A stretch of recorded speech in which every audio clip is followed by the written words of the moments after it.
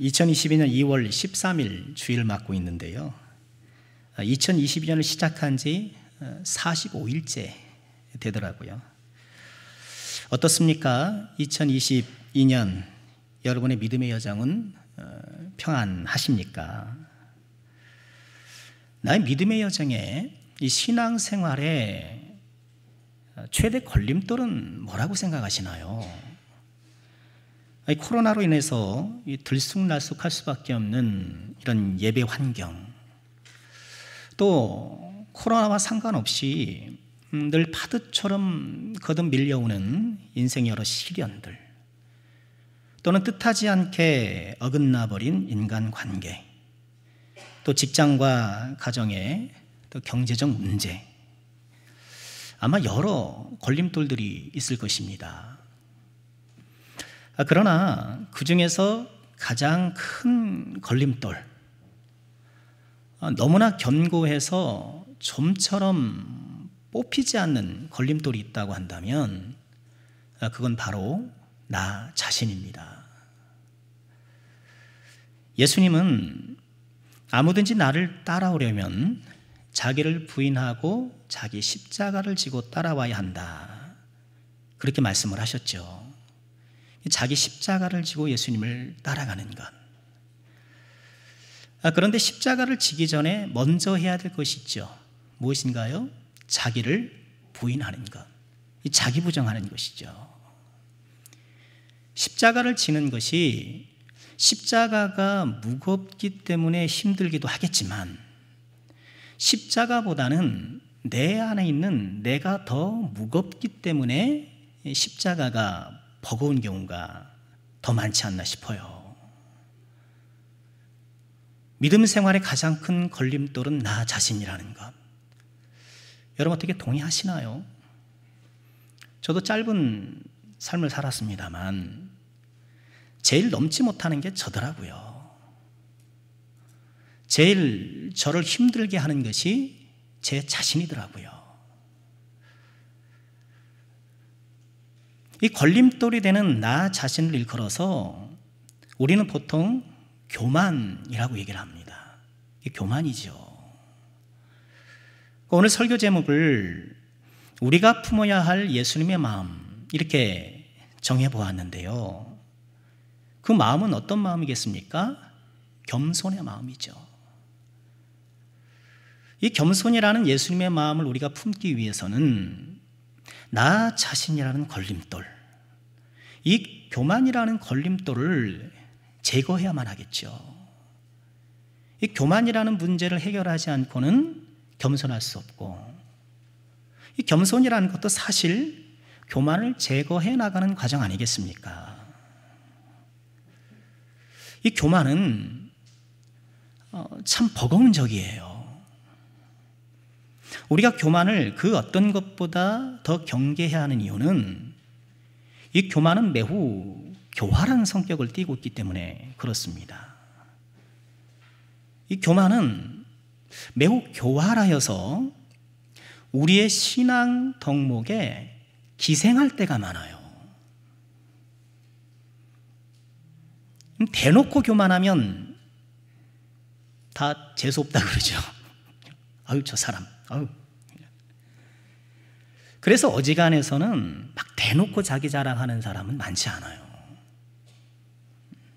교묘하게 자기 자랑할 때가 많죠. 하나님의 은혜라는 그런 용어를 사용하기는 합니다만 듣고 보면 자기 자랑이에요.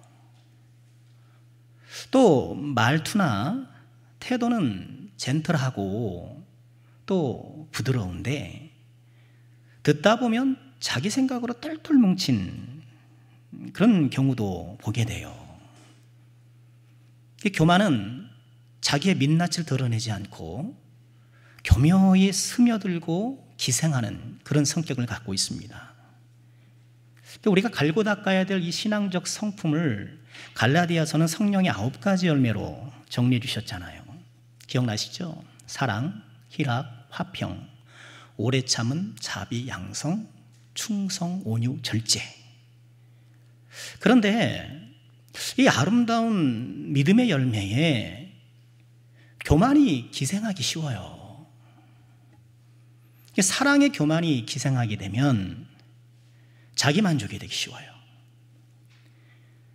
우리가 대개 선행을 하면 마음이 기쁘거든요. 이게 하나님께서 주시는 좋은 선물이기도 하죠. 근데 그것은 내가 선을 베푸는 결과여야 하지, 그것이 목적이 되어서는 또 안 되겠죠. 뭐가 좀 내 마음의 평안을 위해서 그렇게 시작은 할 수도 있겠습니다만 그것이 내가 주 목적이 되어서는 안 되겠죠. 또 사랑으로 섬길 때의 이 교만은 우리가 마땅히 취해야 될 종의 마음을 희석시켜요. 내가 선행을 하는데 어려운 사람을 돕는데 마치 내가 시혜를 베푸는 것처럼 그렇게 내 마음을 어지럽게 할 때가 있는 것이죠. 당신이 어려우니 내가 돕습니다. 이런 거죠. 우리가 이런 사랑을 하는 것, 또 우리가 신앙생활을 하면서 여러 가지 섬김에 있어서 참 주의하고 또 노력해야 될 것 가운데 하나가 주인의식 못지않게 종의식을 갖는 거예요. 주인의식을 갖지 않는 것도 문제지만 주인의식은 있으나 종의식이 없는 것은 더 큰 문제일 수 있어요. 성령의 열매 가운데 충성, 언제 어디서나 한결같은 마음의 자세를 말하죠. 아마 대한민국 육군의 대표적인 인사 구호가 뭔가요? 경례 구호가 충성이잖아요. 비가 오나 바람이 오나 어제나 오늘이나 저는 한결같을 것입니다. 그런 의미에서 충성을 하는데 이 충성에도 교만이 기생하면 자기의가 되기 쉬워요. 그리고 이 자기의는 권위로 성장합니다. 그러니까 내가 이만큼 했으니 이만한 권리가 나에게 있다라는 생각을 심어줘요. 세상은 그런지 몰라요. 내가 회사에서 이렇게 중요한 일을 하고 많은 일을 하니 이 회사의 결정권에 내가 상당한 지분을 갖고 있다. 이렇게 세상에서는 주장할 수 있고 인정할 수는 모르겠습니다만 하나님의 세계에서는 반드시 그런 것은 아니죠. 말씀 묵상이 얼마나 귀합니까? 그러나 이 말씀 묵상에도 얼마든지 교만이 기생하기 쉽고요. 나는 말씀 묵상하는 사람, 이렇게 스스로를 자랑할 수가 있고요. 또 말씀 묵상하지 않는 사람을 은근히 업수히 여기는 이런 비교의식도 생기기가 쉬워요. 기도 생활하는 것이 얼마나 귀합니까? 그런데 자칫 기도 생활에도 이 교만이 기생하면 그 또한 자기의가 되는 거예요. 다른 사람들을 은근히 정죄하기 쉬워요. 나는 기도 생활하는데 저 사람 안 한다 이거죠. 기도도 안 하고 기도도 안 하고. 여러분, 그렇다고 해서 내가 교만할까 봐 나는 말씀 묵상 안 합니다. 나는 교만할까 봐 기도 생활 안 할 것입니다. 이런 것은 저는 과식할까 봐 밥을 먹지 않겠습니다. 절대 밥을 입에 넣지 않겠습니다 하는 것과 마찬가지겠죠. 교만이 기생한다라는 말씀을 들었어요. 기생하는 것. 그러니까 기생충은 숙주가 커지면 덩달아 커져요. 기생충이 그래서 나쁘잖아요. 그러니까 교만이라는 기생충을 우리가 제거하지 않으면 열정적으로 신앙생활을 하는 만큼 교만도 커져요. 그래서 그렇게 열심히 예배하고 그렇게 열심히 봉사하고 그렇게 열심히 기도하면서도 교만한 사람을 얼마든지 볼 수 있어요. 우리의 거룩한 믿음의 열매를 변질시키고 그것을 추하게 만드는 이 교만이라는 기생충을 우리가 어떻게 제거할 수 있을까? 그것을 통해서 우리는 어떻게 교만을 떨쳐버리고 예수님처럼 예수님의 겸손한 마음을 품는 그런 사람이 될 수 있을까? 오늘 그 말씀을 같이 나누고 싶은 거예요. 자, 우리는 어떻게 교만을 떨치고 예수님의 마음, 겸손의 마음을 던집을 수 있을까요? 첫 번째는요, 나의 교만을 인정해야 합니다. 겸손한 사람이 되려면 무엇보다 내가 교만하다라는 것을 인정해야 합니다. 이 겸손의 시작입니다. 우리가 흔히 하는 오해 가운데 하나는 교만이라는 것은 돈이 좀 많거나 배움이 많거나 소위 잘난 사람들에게 해당되는 것이라는 그런 오해예요. 나는 별로 가진 것도 없고 많이 배우지도 못했으니까 나는 교만할 게 없어 라고 생각하는 건 큰 오해라는 거예요. 왜냐하면 교만은 죄인의 속성이기 때문에 그래요. 죄인은 다 교만해요. 잘난 사람은 잘난 대로 교만하고 못난 사람은 못난 대로 교만해요. 신앙생활을 오래 한 사람은 오래 한 대로 교만하고 이제 시작한 사람은 이제 시작한 대로 교만한 거예요. 저를 포함한 이 자리에 있는 우리 모두가 교만한 사람들이에요. 우리가 이걸 인정해야 돼요. 교만은 이 세상의 모든 죄의 근원이잖아요. 에덴 동산의 그 선악과 사건, 그것이 죄의 시작인데 그 선악과 사건의 원인이 뭐였나요? 하나님처럼 되고자 했던 것, 내가 하나님처럼 높아지고자 했던 그 첫사람들의 교만, 그 교만이 선악과를 따먹는 그 행위로 나타난 것이고 그것이 이 세상이 죄악으로 물들게 된 원인 아닙니까? 거슬러 올라가면 이 세상의 죄악의 그 물근원은 교만인 거예요. 아담의 후예인 저와 여러분 우리 모두는 교만한 사람들이에요. 차이는 교만을 감추는데 능숙한가 서투른가 그 차이예요. 나의 지성으로, 나의 어떤 도덕성으로 내 안에 있는 교만을 내가 잘 관리하고 그것이 드러나지 않도록 할 줄 아는가, 그것이 서투른가의 문제이지 우리는 다 교만한 사람이라는 거예요. C.S. 루이스가 이런 말을 한 적이 있습니다.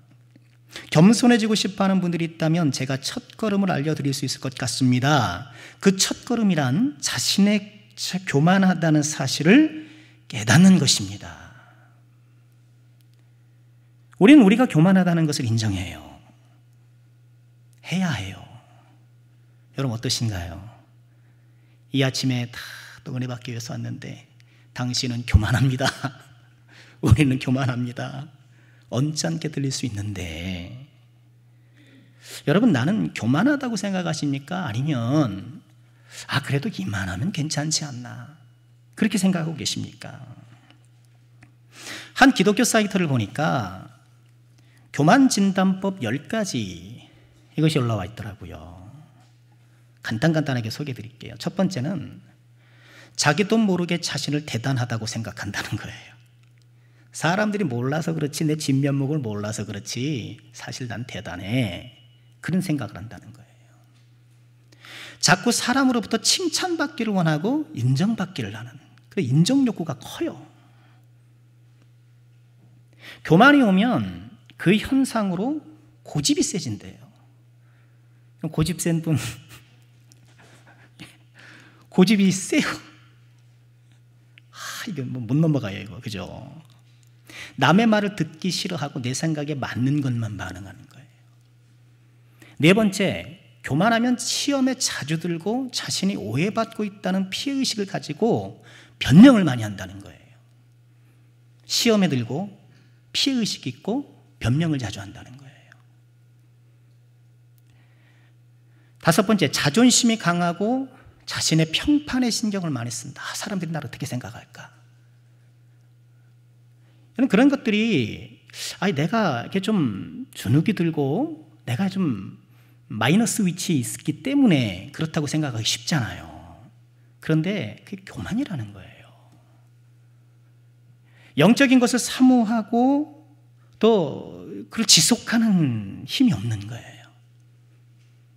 이 마음이 이 교만으로 혼탁해 있으니 그런 것들을 일순간 좀 내가 영적인 것을 사모할 수는 있겠지요. 근데 그것을 오래 붙들고 있기 어려운 거예요. 자신이 보고 듣고 깨달은 것만이 최고라고 하는 경향이 있어요. 세상에서 제일 무서운 사람이 어떤 사람이에요? 책 한 권 읽은 사람. 그게 전부인 거예요. 권위에 순복하지 않아요. 권위에 순복하지 않아요. 우리 장로님도 기도해 주셨습니다만 대통령 선거를 하잖아요. 다 정치적 입장이 있고 다 바라는 것들이 있을 것인데 누가 되었든 순복할 수 있겠는가? 누가 되었든 그 권위를 인정해 줄 수 있을까? 그래야 되는 거예요. 논쟁을 좋아한다. 논쟁을 좋아해요. 시기와 질투가 많다. 이런 교만진단법 10가지 뭐 이것뿐이겠습니까? 저도 이렇게 가만히 보니까 엄청 많이 걸려요. 엄청 많이 걸려요. 보통 이런 사회적 뭐 심리조사 이런 걸 보면 여기에서 몇 가지면 뭐 어쩌고 저쩌고 그러잖아요. 근데 가만 보면 다 연결되어 있는 거예요. 한 가지 걸리잖아요. 다 연결되어 있는 거예요. 19세기에 그 남아프리카 공화국에서 목회하시던 앤드류 머레이 목사님이라는 분이 계셔요. 이분이 1884년에 겸손이라는 책을 쓰셨는데 지금도 이 겸손이라는 이 덕목에 참 고전으로 인정받는 그런 책이에요. 거기서 그분이 이런 말씀을 하셨어요. 하나님 앞에 자신을 낮추려고 애쓰는 자들이 영적 고뇌 가운데 2가지 상급을 받습니다. 겸손하려고 한 사람은 2가지 상급을 받습니다.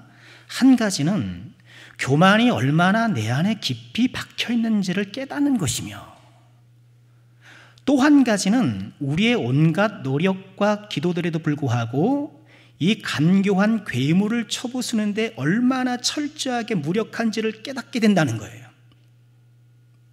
즉 이분의 말씀은 자신을 낮추려고 겸손의 훈련을 하는 사람이 2가지 상급을 받는데 하나는 이 겸손이 얼마나 뿌리 깊은가. 2번째 상급은 이 겸손을 제거하기 위한 우리의 온갖 노력들이 얼마나 무력한가. 상급이라고 했으니 겸손을 다 이루고 말이죠. 그죠? 뭐 영화를 취하고 그럴 것 같은데 겸손하려고 하면 할수록 이것이 얼마나 뿌리 깊은지, 그 앞에서 내가 얼마나 무력한지를 발견하게 된다는 거예요. 훌륭한 통찰이 아닐 수 없어요. 은혜 받은 사람의 증거예요. 은혜 받은 사람, 은혜 받으면 받을수록 내가 죄인인 걸 알아요. 공부하는 사람은요, 공부하면 할수록 내가 얼마나 모르는가를 깨닫는 거예요. 그래서 진짜 공부하는 사람이에요. 이분은 이 교만을 괴물이라고 칭했습니다. 강력한 괴물이요, 강력할 뿐만 아니라 교활한 괴물, 이 교만을 떨쳐내기는 좀 저는 어려워요. 이 세상을 살아가면서 이 교만을 완전히 제거하는 것은 사실상 불가능합니다. 이 세상에서 우리가 모든 죄를 완전히 정복할 수는 없는 것이죠. 다만 우리는 이 교만이라는 괴물과의 싸움을 결코 멈춰서는 안 된다는 거예요. 교만이라는 싸움을 멈추는 그 순간 우리의 교만은 훨씬 더 우리 안에 강력하고도 아주 견고한 모습으로 자리 잡게 될 것이라는 거예요. 우리가 얼마나 교만한가. 여러분, 겸손한 이 그리스도의 마음을 내가 품기 위해서는 언짢게 들릴 수 있으나 우리는 이 사실을 인정하고, 하나님, 제가 교만한 사람입니다. 우리의 교만을 인정하고 하나님 앞에 나가야 하는 거예요. 그리스도의 겸손을 우리 안에 품기 위해 우리가 해야 할 2번째는요, 하나님 앞에서 겸손한 거예요. 하나님 앞에 나아가 하나님 앞에서 겸손한 사람이 되는 것이 우선이에요. 겸손에 대해 우리가 갖는 또 하나의 오해는 그거죠. 겸손을 인간관계론으로 생각하는 것입니다. 사람과의 관계로 생각하는 거예요. 관계의 문제. 물론 우리는 사람들과의 관계 속에서도 겸손해야죠. 그러나 겸손은 인간관계론이 아니에요. 또는 어떤 말투와 태도로 사람을 대해야 그 상대방의 호의를 얻고 설득할 수 있는가, 이런 서세론도 아니에요. 우리는 사람 앞에서 겸손도 물론 필요하지만 그보다 선행되어야 할 것은 하나님 앞에 겸손한 것. 우리는 다 하나님 앞에 겸손하다고 생각해요. 거거든요. 이렇게 나누어 생각할 때가 있단 말이에요. 아니, 내가 비록 사람 앞에서는 조금 내가 좀 거만 떨 때가 있고 사람 앞에서는 내가 좀 그럴 때가 있어도 하나님 앞에서는 난 안 그래. 하나님 앞에서는 나는 겸손해. 그러나 그럴 수 없어요. 그럴 수 없어요. 그건 나눠지는 것이 아니에요. 하나님을 사랑하는 것과 이웃을 사랑하는 것이 나눌 수 없는 것처럼 하나님 앞에서의 겸손과 사람 앞에서의 겸손도 나눌 수가 없는 거예요. 하나님 앞에서 겸손한 것, 이 하나님 앞에서의 온전한 겸손을 완성하신 분이 누구시라는 거예요? 우리 예수님이시라는 거예요. 그래서 우리가 예수님의 겸손을 배워야 하는 것이죠. 하나님 앞에서 온전히 겸손하셨던 예수님, 그 예수님 어떻게 겸손하셨는가? 오늘 6절 말씀 보실까요? 그는 근본 하나님의 본체시나 하나님과 동등됨을 취할 것으로 여기지 아니하시고, 오늘 예수님의 겸손을 소개하면서 6절은 말씀하시기를 예수님은 본래 하나님과 본체시고 하나님과 동등하신 분이라. 여러분, 우리 삼위일체 신앙 고백 아니겠습니까? 그런 분이셨는데 그렇게 하나님과 동등됨을 취할 것으로 여기지 아니하셨다. 좀 전에도 우리가 아담을 돌아보았습니다만 아담이 왜 그렇게 무너졌나요?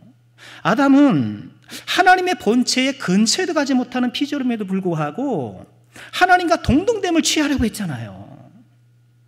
하나님과 같은 급에 올라서려고 했잖아요. 그러나 그는 하나님이 되고 싶었으나 하나님이 되기는커녕 오히려 인간 이하가 되고 말았죠.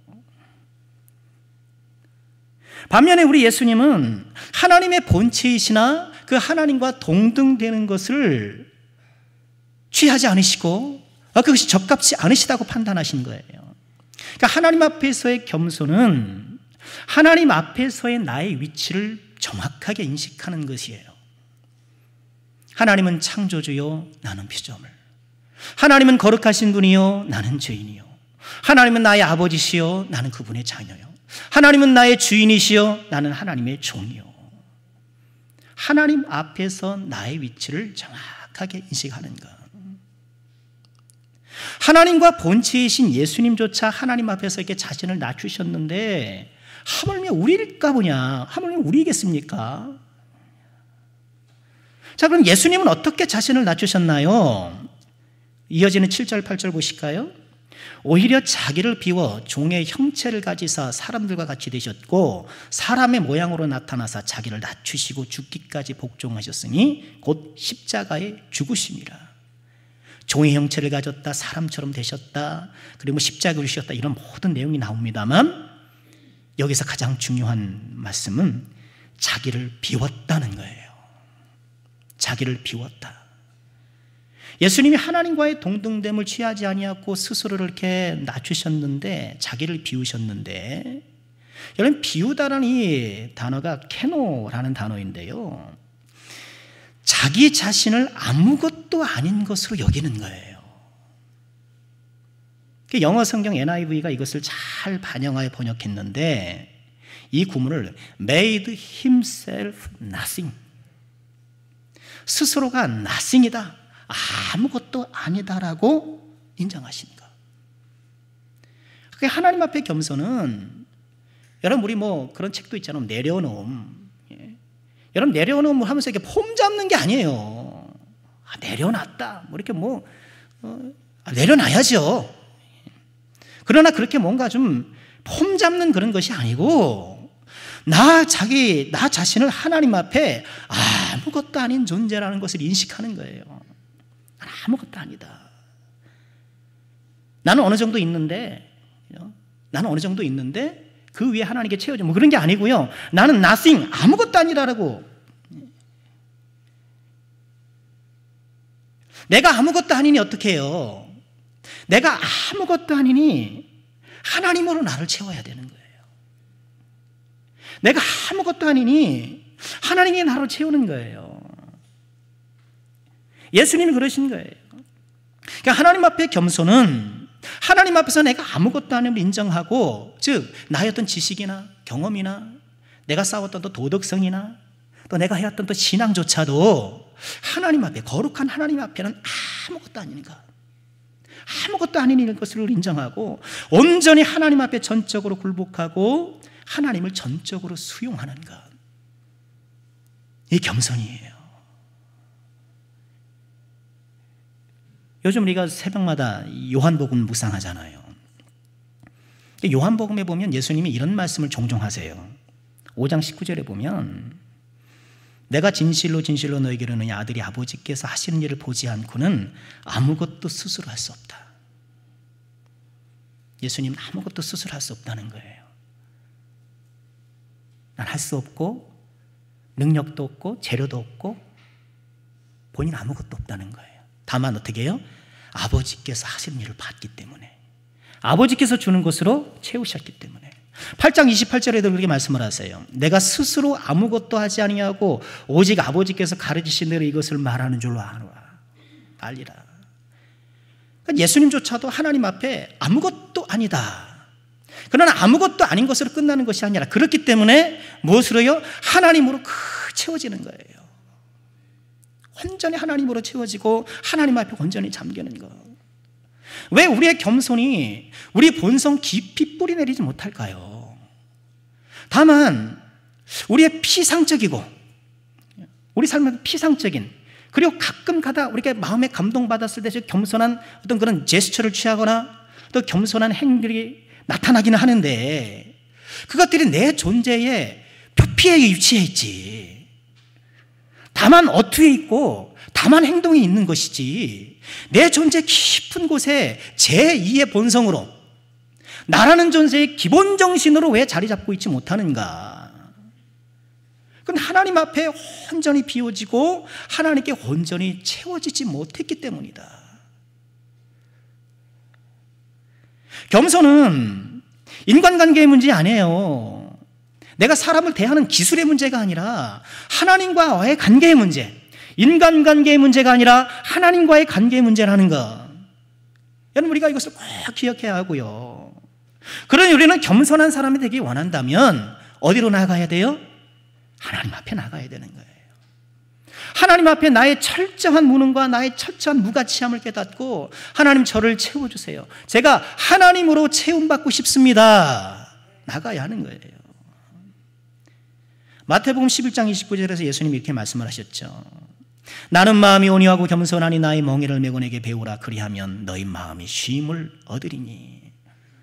마음이 온유하고 겸손한 예수님, 그 예수님의 온유하고 겸손한 마음을 배우게 되면 너희 마음이 쉼을 얻으리니. 쉼을 얻으리니. 우리가 겸손하지 못하는 이유는 예수님의 겸손을 배우지 못했기 때문이고요. 그렇기 때문에 우리 마음에 쉼이 없는 거예요. 안정감이 없는 것이죠. 내 마음이 비교의식과 자존심과 이기주의와 뭐 이런 죄와 욕심과 이런 온갖 것들의 놀이터가 되고 있는 거예요. 그것들이 내 안에서 막 뛰어놀고 막 어지럽히고 있는 거예요. 평안할 수가 없는 것이죠. 우리는 예수님의 겸손을 배워야 하고, 예수님의 겸손을 배운다는 것은 하나님 앞에 나아가 나의 nothing을 인정하고 하나님이 나의 everything이요 나의 allthing이라는 것을 인정하고 하나님을 받아들이는 것. 예수님이 가득하면 사람들의 비난도 멸시와 천대도 모든 것들이 무력화되는 것이죠. 하나님으로 온전히 채우는 이 그리스도의 겸손이 내 마음에 이루어지면 세상의 어떤 것들도 그 평안을 흔들 수가 없고요. 그래서 겸손은 평안인 거예요. 내 영혼에 평안함이 있어야 겸손할 수가 있는 거예요. 우리 예수님처럼 하나님 앞에 나아가 겸손하십시다. 하나님 앞에 내가 아무것도 아님을 고백드리고 정말 하나님으로 온전히 채워지기를 소망합시다. 우리가 예수님의 겸손을 마음에 품으려면 날마다 죽어야 합니다. 예수님의 낮아지심을 계속 볼까요? 우리 7절 8절 다시 보겠습니다. 오히려 자기를 비워 종의 형체를 가지사 사람들과 같이 되셨고 사람의 모양으로 나타나사 자기를 낮추시고 죽기까지 복종하셨으니 곧 십자가에 죽으심이라. 예수님께서 자신을 낮추시고 비우시는 이런 과정들을 7절, 8절에 설명해 주고 있는데, 여기에 묘사된 예수님의 낮아지심, 비우심의 특징은 점진적이라는 거예요. 하나님의 본체에서 사람으로, 사람에서 종으로, 종에서 죄수로, 죄수에서 죽음으로 점점점 예수님이 낮아지는 거예요. 하나님과 동등하신 예수님이 사람으로 낮아지셨고, 사람 중에서 낮은 종이 되셨고, 종보다 더 멸시받는 죄수가 되셨고, 죄수 중에 가장 낮은 사형수가 되셔서 죽으신 것이죠. 지금 예수님의 이런 점진적인 이 겸손의 길, 이 겸손의 완성이 뭘까요? 죽음이에요. 죽기까지 복종하셨으니, 만약 예수님이 사람이 되셨고 종이 되셨고 죄수가 되셨다 할지라도 죽지 않으셨으면 이 앞에 있었던 모든 것들은 무의로 돌아가는 거예요. 예수님께서 죽기까지 복종하심으로써 겸손을 온전히 이루신 거예요. 그러니 예수님의 겸손의 이 과정은, 겸손이란 죽음에 이르는 일이에요. 겸손은 죽음이에요. 겸손은 내 안에서 계속되는 죽음이에요. 이 죽음이 일어나야 합니다. 비교의식이 좀 죽고, 그 좀 알량한 자존심이 좀 죽고, 내 생각이 옳다라는 그런 고집도 좀 죽고, 이거 죽어야 되는 거예요. 그런데 그러고 싶지 않은 게 우리 본성이거든요. 우리 제약된 본성이거든요. 자꾸 비교하게 되고, 내가 왜 자존심을 꺾어야 되는데, 내가 왜 자존심을 꺾어야 되는데, 저항하고, 내가 왜 이런 평가를 받아야 되는데, 내가 왜 평가를 받아야 되는데, 왜 내가 이런 대접을 받아야 되는데.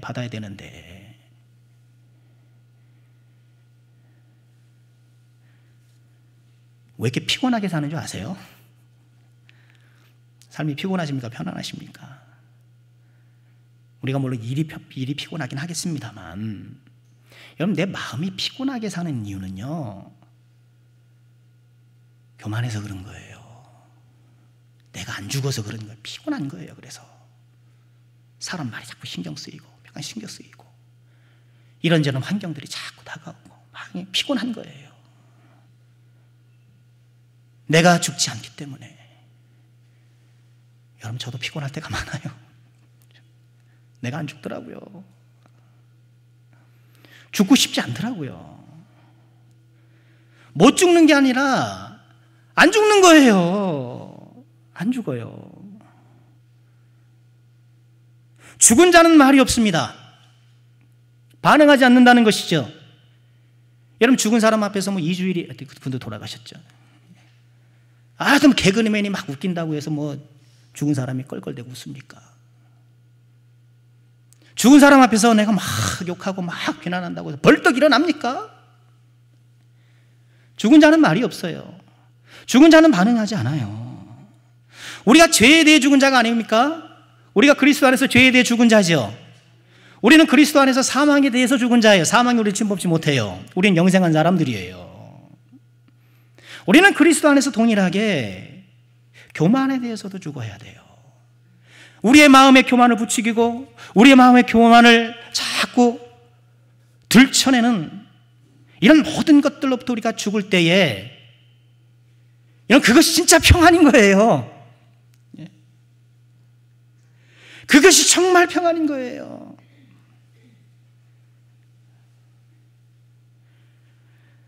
우리가 다만 몇몇 겸손한 신용으로 만족할 것이 아니오. 정말 그리스도 안에서 나의 아무것도 아님을 인정하고 온전히 하나님으로 채워질 때에, 지금 나의 교만을 부추기고 나의 마음을 흔드는 모든 것들로부터 나의 마음을 지켜낼 수가 있고, 죽은 자의 평안함. 근데 말처럼 쉬운가? 그렇죠? 그 말처럼 쉬우면 얼마나 좋겠습니까? 두 가지 지침을 좀 나누고 싶어요. 첫 번째는 우리가 날마다 죽으려면 정말 예수님께 나아가야 합니다.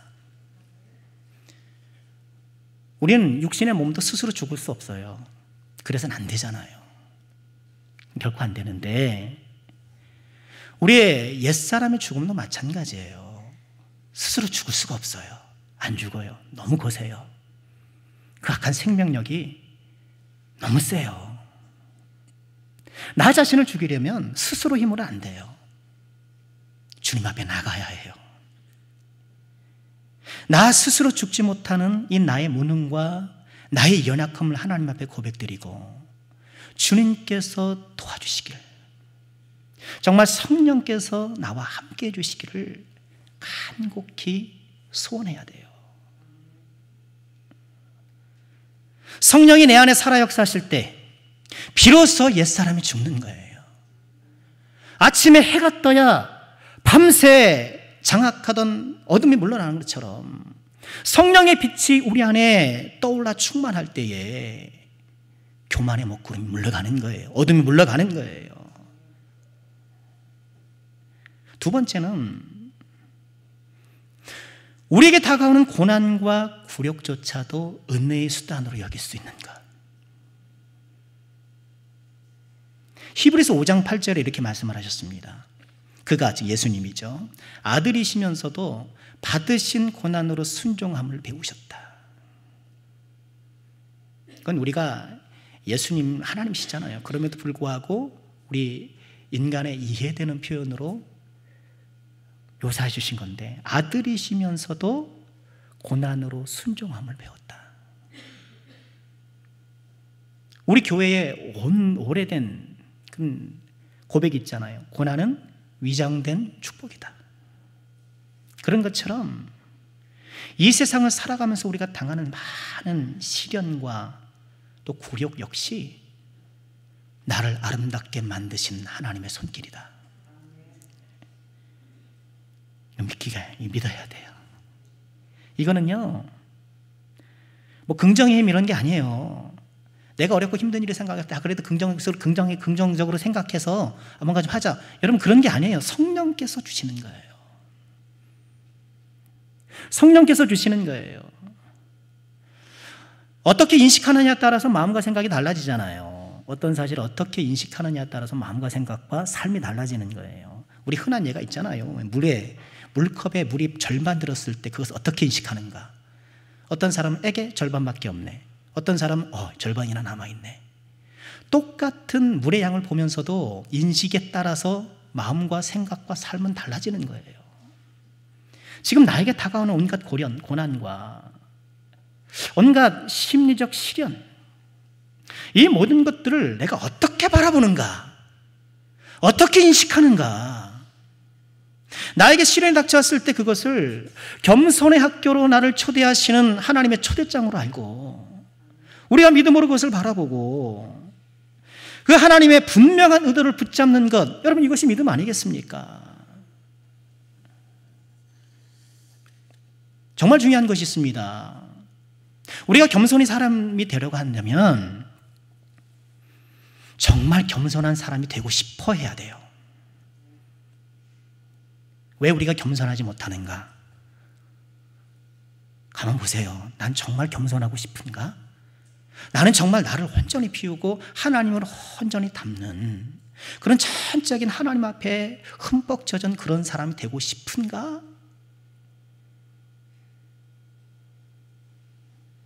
이 문제를 해결해야 돼요. 이게 없으면 예수님께 나아갈 수 없어요. 이게 없으면 이 세상의 여러 시련을 그렇게 믿음으로 인식하고 해석할 수 있는 능력이 생겨날 수 없어요.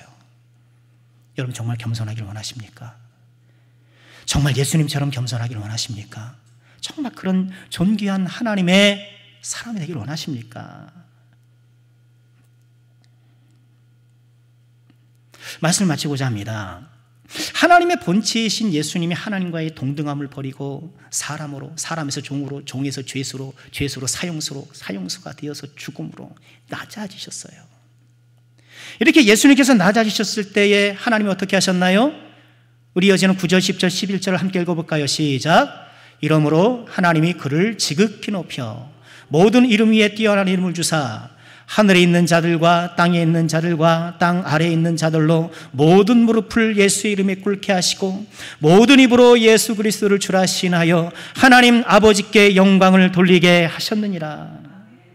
이러므로 하나님이 그를 지극히 높여, 이렇게 낮아지시니, 이렇게 죽음까지 복종하시면서 겸손의 바닥으로 날아가시니 하나님이 그를 지극히 높이셔서, 여러분, 이것은 예수님뿐만 아니라 예수님의 겸손을 따라가는 우리 모두에게 약속해 주시는 그런 귀한 말씀인 거예요.